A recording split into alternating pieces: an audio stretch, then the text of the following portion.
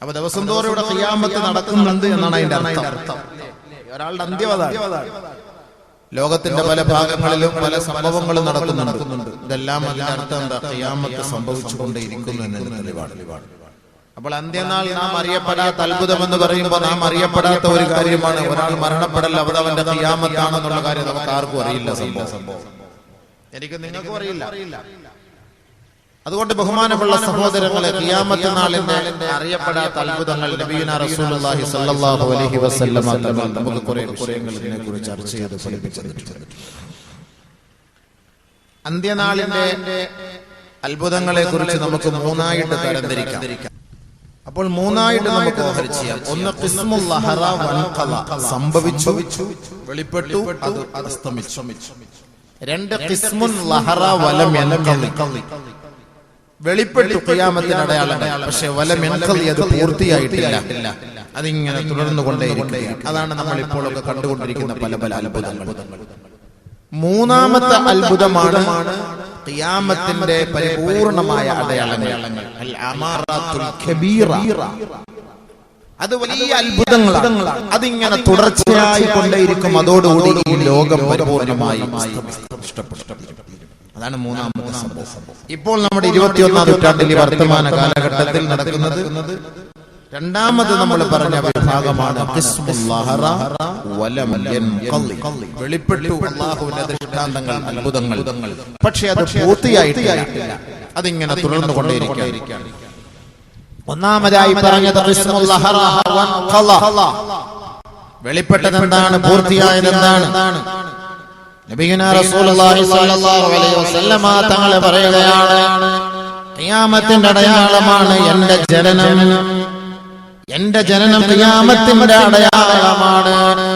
നബിയുനാ റസൂലുള്ളാഹി തങ്ങൾ പറയുകയാണ്, ബുഇസ്തു അന വസ്സഅതു ഖഹാതൈൻ, ബുഇസ്തു അന വസ്സഅതു ഖഹാതൈൻ, ഞാനും എന്റെ നാളും ഇതേപോലെയാണെന്ന് രണ്ട് വിരലുകൾ ഉയർത്തിപ്പിടിച്ചുകൊണ്ട് അല്ലാഹുവിന്റെ റസൂൽ സല്ലല്ലാഹു അലൈഹി വസല്ലമ തങ്ങൾ പറഞ്ഞു. നബിതങ്ങളുടെ ജനനവും ഖിയാമത്ത് നാളും ഇതേപോലെയാണ്. അല്ലാഹുവിന്റെ റസൂൽ ജനിച്ചത് ഖിയാമത്തിന്റെ അടയാളമാണ്. ബഹുമാനമുള്ള സഹോദരങ്ങളെ, രണ്ടാമതായി നബിയുനാ റസൂലുള്ളാഹി സ്വല്ലല്ലാഹു അലൈഹി വസല്ലമ തങ്ങൾ പറയുകയാണ്, ഫത്ഹു ബൈത്തുൽ മഖ്ദസ്, ബൈത്തുൽ മുഖദ്ദസിന്റെ വിജയം അത് ഖിയാമത്തിന്റെ അടയാളമാണ്. അത് സംഭവിച്ചതായിരുന്നു. ബൈത്തുൽ മുഖദ്ദസിനെ ബഹുമാനപ്പെട്ട ഉമർ റളിയല്ലാഹു തആല അൻഹുവിന്റെ കാലഘട്ടത്തിൽ ജയിച്ചടക്കിയിരുന്നു. ജൂതന്മാരുടെ കൈകളിൽ നിന്ന് ബഹുമാനപ്പെട്ട ഉമർ റളിയല്ലാഹു തആല അൻഹു പരിശുദ്ധമായ ബൈത്തുൽ മുഖദ്ദസ് പിടിച്ചു വാങ്ങിക്കൊടുത്തു. ജൂതനസ്രാണികളുടെ കരാള ഹസ്തങ്ങളിൽ നിന്ന് സുലൈമാൻ നബി അലൈഹിസ്സലാത്തു വസ്സലാം എടുത്തുയർത്തിയ പരിശുദ്ധമായ ബൈത്തുൽ മുഖദ്ദസ് അത് മുസ്ലിമാന്റെ ഗേഹമാണ്. ആകാശത്തിന്റെ കവാടം അവിടെയാണ്. ആദരവായ റസൂലുള്ളാഹി തആല മിഅ്റാജിലേക്ക് കൊണ്ടുപോയപ്പോ പരിശുദ്ധമായ ബൈത്തുൽ മുഖദ്ദസിൽ വെച്ചല്ലയോ ഒരിടത്താവളം നിലയിൽ മഹാനായ ജിബ്രീൽ അലൈഹിസ്സലാത്തു വസ്സലാം വിശ്രമ കേന്ദ്രമായി കണ്ടത് ബൈത്തുൽ മുഖദ്ദസാണ്. എന്തിനാണ്? അവിടെ മുതലാണ് പിന്നീട് അങ്ങോട്ട് ആകാശരോഹണം നടന്നത്. ആകാശത്തിന്റെ വാതിൽ ബൈത്തുൽ മുഖദ്ദസിന്റെ മുകളിലാണ്. മഹബത്തുൽ അംബിയാ, മഹബത്തുൽ വഹീ വ മഖറുൽ അംബിയാ, വഹീ ഇറങ്ങുന്ന സ്ഥലം അവിടെയാണ്. മാലാഖമാരുടെ സങ്കേതം അവിടെയാണ്. പ്രവാചകന്മാരുടെ ഖബറിടം അവിടെയാണ്. എത്രയോ ചരിത്രങ്ങളാണ് തിരുത്തി കുറിച്ചത്. എത്രയോ ചരിത്രങ്ങളാണ് ബൈത്തുൽ മുഖദ്ദസിന് പറയാനുള്ളത്. ആ പരിശുദ്ധമായ ബൈത്തുൽ മുഖദ്ദസ് ലോകത്തെ മാടി വിളിച്ചിരുന്ന ഒരു നാടായിരുന്നില്ലേ? ലോകത്ത് സമ്പൽ സമൃദ്ധി കൊണ്ട് അനുഗ്രഹീതമാക്കപ്പെട്ട നാടായിരുന്നു പരിശുദ്ധമായ ബൈത്തുൽ മുഖദ്ദസ്. 16 മാസക്കാലത്തോളം അല്ലാഹുവിന്റെ റസൂൽ അവിടേക്ക് നോക്കി എല്ലയോ നമസ്കരിച്ചിരുന്നത്. അത്രത്തോളം ഹനീയമായ ബൈത്തുൽ മുഖദ്ദസിന്റെ വിജയം ഖിയാമത്തിന്റെ അടയാളമാണെന്ന് ഹബീബുനാ ശഫീഉനാ റസൂലുള്ളാഹി സ്വല്ലല്ലാഹു അലൈഹി വസല്ലം അത് സംഭവിച്ചു. ബൈത്തുൽ മുഖദ്ദസ് പരിപൂർണമായി മോചിപ്പിച്ചു. മുസ്ലിമീങ്ങളുടെ കൈകളിൽ ഏൽപ്പിച്ചത് ബഹുമാനപ്പെട്ട ഉമർ റളിയല്ലാഹു തആലയുടെ കാലഘട്ടത്തിലാണ്. ഉമർ റളിയല്ലാഹു തആല അത് പിടിച്ചെടുക്കാൻ വേണ്ടി പോയത് ഏത് കോലത്തിലാണ്?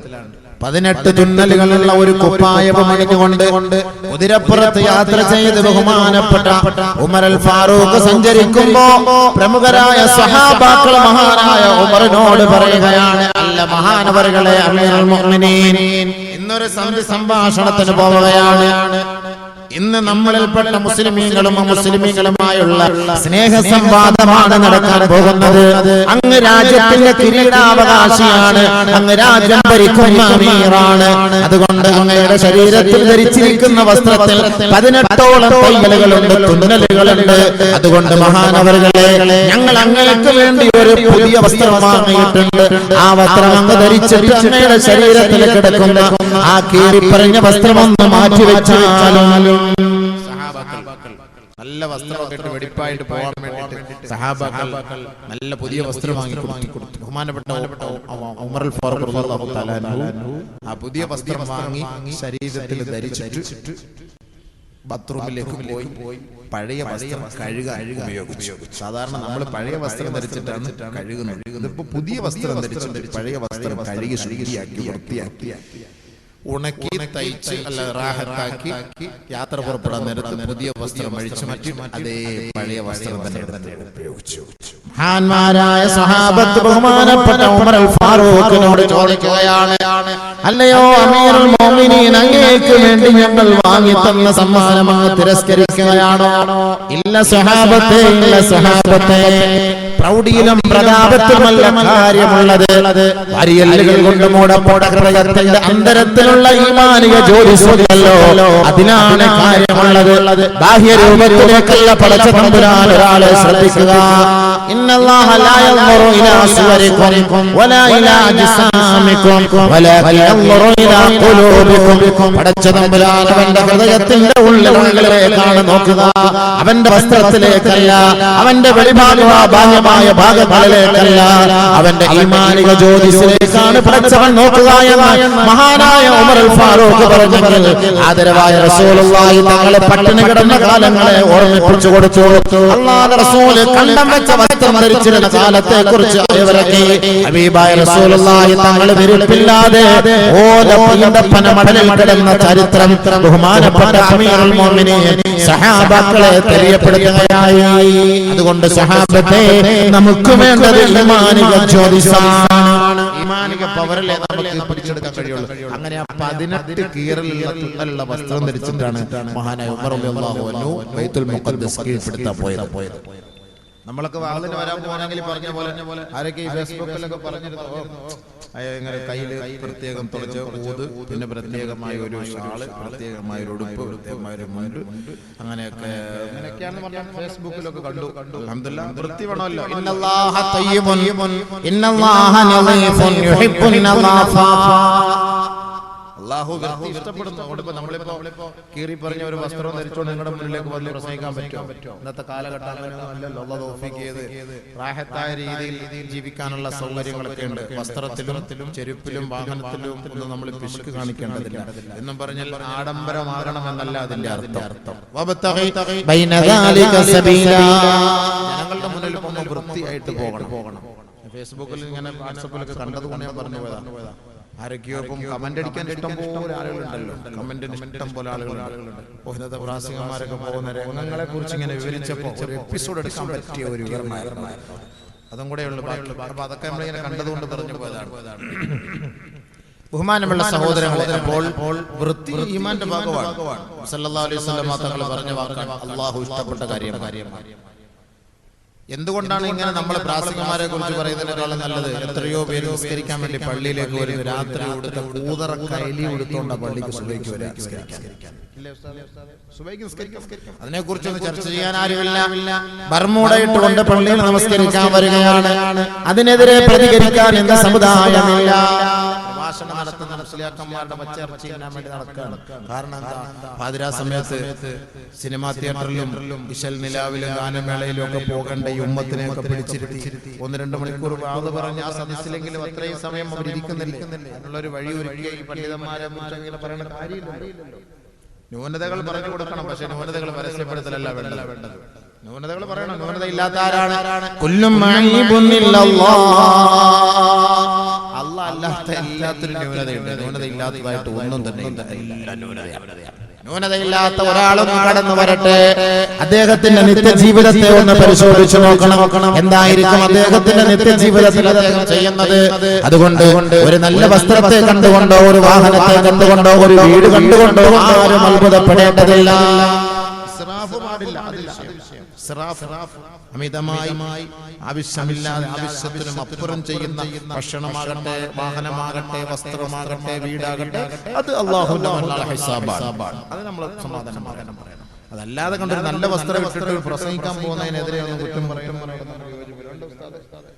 ഇച്ചിരി മോശമായ വസ്ത്രം നൈമൂല്യാക്കന്മാരോ ഒരു വൃത്തിയില്ല, അതും പറയും. വൃത്തിയില്ല, വെളിപ്പില്ലാതെ മുസ്ലിയാക്കന്മാര് വരുന്നു, അതും പറയും, കുറ്റം പറയും. എവിടെയും പ്രശ്നങ്ങളാണ്. കരയിലും പോകാൻ പറ്റില്ല, കടലിലും പോകാൻ പറ്റില്ല, ആകാശത്ത് കൂടെ പറക്കണം. അതേ പറ്റൂ. ബഹുമാനമുള്ള സഹോദരങ്ങളെ, നബിയുനാ റസൂലുള്ളാഹി സ്വല്ലല്ലാഹു അലൈഹി വസല്ലമ തങ്ങൾ പറഞ്ഞ രണ്ടാമത്തെ അത്ഭുതമാണ് മഹാനായ ഉമർ റളിയല്ലാഹു തആല അൻഹുവിന്റെ കാലഘട്ടത്തിൽ സംഭവിച്ചത്. ഇനിയും ഒരു കാലഘട്ടം ഉണ്ടാകും. ഇന്ന് ജൂതന്മാരുടെ കൈകളിലിരിക്കുന്ന ബൈത്തുൽ മുഖദ്ദസിനെ വീണ്ടും മോചിപ്പിക്കപ്പെടുമെന്ന് ഹബീബായ റസൂലുള്ളാഹി തങ്ങൾ പറഞ്ഞില്ലേ? ഔഫ് ഇബ്നു മാലിക് റളിയല്ലാഹു അൻഹു റിപ്പോർട്ട് ചെയ്യുന്ന ഹദീസിൽ കാണാം, നബിയുനാ റസൂലുള്ളാഹി തങ്ങളോടൊപ്പം ഗസ്വത്ത് തബൂക്ക് പങ്കെടുത്തുകൊണ്ടിരിക്കുമ്പോ അല്ലാഹുവിന്റെ റസൂലിനോട് അന്ത്യനാളിന്റെ അത്ഭുതങ്ങളെ കുറിച്ച് ചോദിച്ച വേളയിൽ മഹാനായ ഔഫ് ഇബ്നു മാലിക് റളിയല്ലാഹു അൻഹുവിനോട് നബിയുനാ റസൂലുള്ളാഹി തആല പറയുകയാണ്, എഴുതൂ സഹോദരാ, വമൗതി, എന്റെ മരണം ഖിയാമത്തിന്റെ അടയാളമാണ്. ആദ്യ നബി തങ്ങൾ പറഞ്ഞത് എന്റെ ജീവിതം ഖിയാമത്തിന്റെ അടയാളമാണ്. സല്ലല്ലാഹു അലൈഹി വസല്ലം തങ്ങൾ ഗസ്വത്ത് തബൂക്കിൽ ഔഫ് ഇബ്നു മാലിക് സ്വഹാബാക്കളോട് യാത്ര ചെയ്യുമ്പോൾ പറഞ്ഞതാണ്, എഴുതിക്കോ ഖിയാമത്തിന്റെ അടയാളമാണ്. അതിൽ നബി സല്ലല്ലാഹു അലൈഹി വസല്ലം തങ്ങൾ പറഞ്ഞത്, മൗതി, എന്റെ മരണം, എന്റെ വഫാത്ത് ഖിയാമത്തിന്റെ അടയാളമാണ്. അതേ കൂട്ടത്തിൽ തന്നെ അല്ലാഹുവിന്റെ റസൂൽ പറയുകയുണ്ടായി, വഫത്ഹി ബൈത്തുൽ മുഖദ്ദസ്, ബൈത്തുൽ മുഖദ്ദസ് വീണ്ടും ജയിച്ചടക്കപ്പെടും. വീണ്ടും വിജയിക്കും ബൈത്തുൽ മുഖദ്ദസ്. ബൈത്തുൽ മുഖദ്ദസ് അന്ന് ദീനിന്റെ കേന്ദ്രം ബൈത്തുൽ മുഖദ്ദസ് ആയി, മദീന അല്ല. ആരും ശ്രദ്ധിക്കപ്പെടാതെ മദീന മാറിപ്പോകും. മദീനയുടെ മണ്ണിലെ പക്ഷിപ്രവാദികൾ കൊണ്ട് നിറയും, പട്ടികളും നായികളും ചെന്നായികളും കൊണ്ട് നിറയും. പരിശുദ്ധമായ മദീന പള്ളിയുടെ ഉമ്മറപ്പടിയിൽ പോലും ചെന്നായികൾ വന്ന് ഭക്ഷണം കഴിക്കുന്ന ഒരവസ്ഥ എത്തോളം മദീന പട്ടണത്തെ വളരെ വളരെ നിസ്സാരമായി ജനങ്ങൾ കാണുന്ന ഒരു കാലഘട്ടം വന്നാൽ അത് ഖിയാമത്തിന്റെ അടയാളമാണ്. ആ ഒരു കാലഘട്ടം ഉണ്ടാകുന്ന, അങ്ങനത്തെ ഒരു കാലഘട്ടം ഉണ്ടാവും. മദീനയുടെ മെമ്പറിലൊക്കെ പട്ടി നായികൾ കയറിയിരിക്കുന്നതാണ്. അത്രത്തോളം ഒരു കാലഘട്ടം ഉണ്ടാകും. അന്ന് ദീനിന്റെ പ്രവാഹ കേന്ദ്രം ബൈത്തുൽ മുഖദ്ദസ് ആയിരിക്കും.